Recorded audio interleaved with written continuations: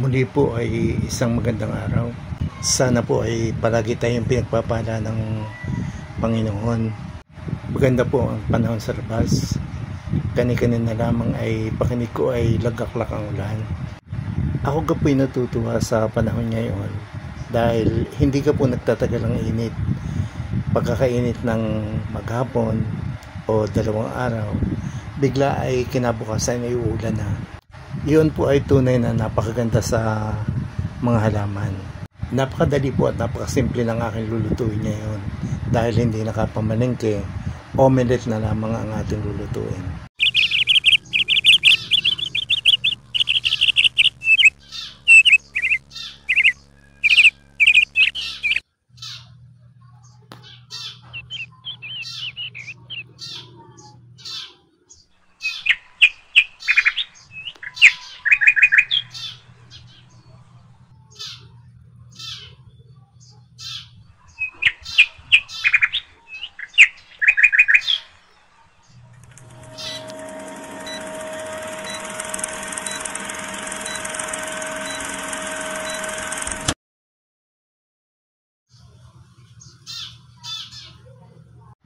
Pagka po hindi nakakapamalengke at walang pang-ulam, ang pinakamadali pong lutuin ay torta. Kailangan po ng red bell pepper, ng kamatis, at syempre hindi mawawala ang bawang at sibuyas. Dun sa dami yun ng ingredients na ipinakita kong ilalahok sa torta, ay kailangan po natin ng 3 itlog. Ang piliin po natin ay yung 3 medyo malalaking itlog.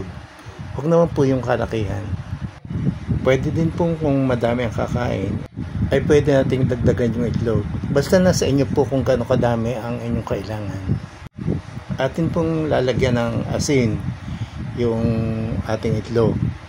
Nasa atin po kung gaano kaalat ang gusto natin sa ating gagawing omelette. Huwag din naman po natin pakakaalatan dahil yon ay delikado sa ating kidney. Atin din pong lalagyan ng ground black pepper at pwede din pong madaming lagyan niyan dahil masarap din naman po ang black pepper na kalahok ng ating mga niluluto dahil yan po ay talagang pampabango sa ating mga niluluto. Atin na pong babatihing maigi ang ating 3 itlog.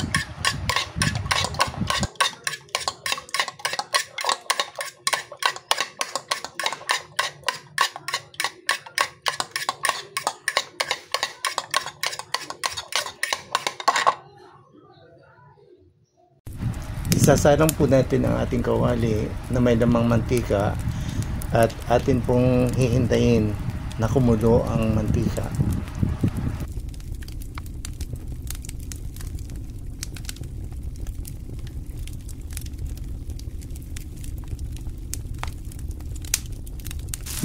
Una po natin igigisa ang bawang.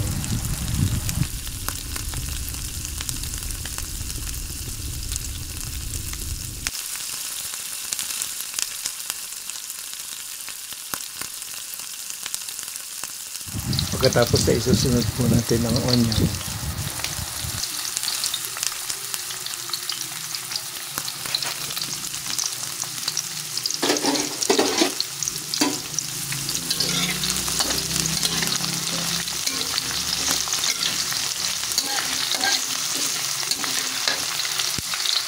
Ilagay na din po natin ngayon ang kamatis.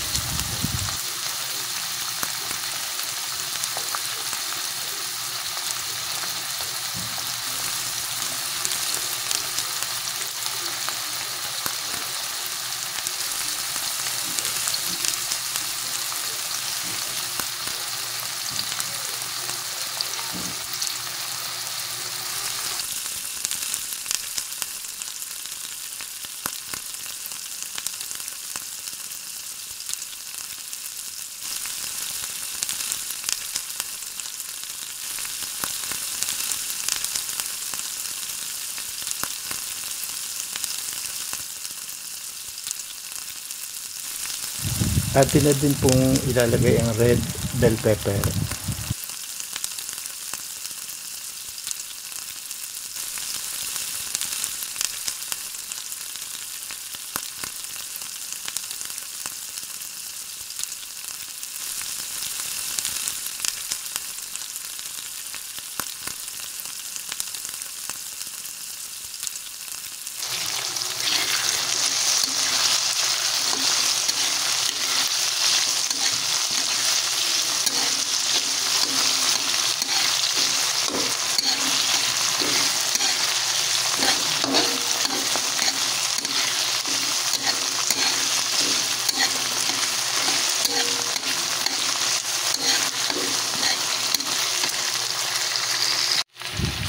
Sa parte pong ito ay ating pasarapin, lalagyan po natin ng oyster sauce.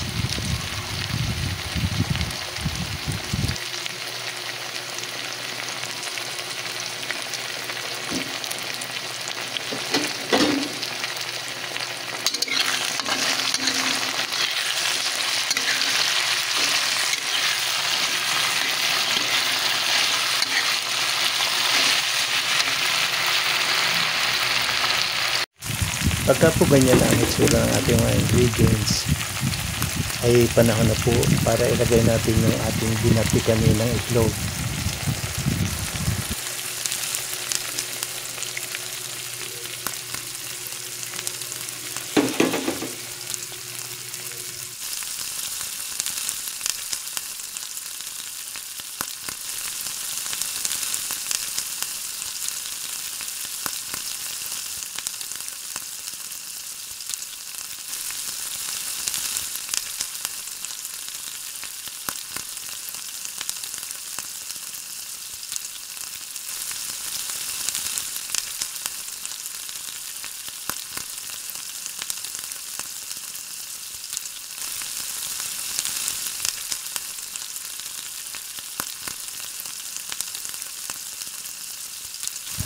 Para po madaling maluto yung ibabaw ng ating omelette, dapat po ay ating tatakpan ang ating niluluto.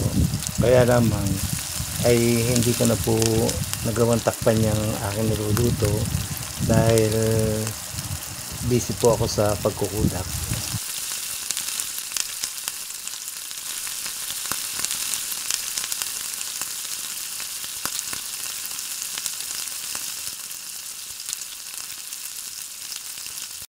Sa wakas ay naluto na din po ang ating egg omelette. Medyo po nasunog yung bawang at sibuyas sa ilalim. Pero napakabango po at napakasarap pagka sunog. Pero huwag po ninyo laging susunugin ang inyong pagkain dahil yan po ay nakaka-cancer. Ari po ay huwag na naman ninyo ipagsasabi sa iba, ay talagang napakasarap po na rin, lalo na kung may sasawang mayonnaise o kaya ay ketchup. Maraming salamat po sa inyong walang sawang pagsuporta.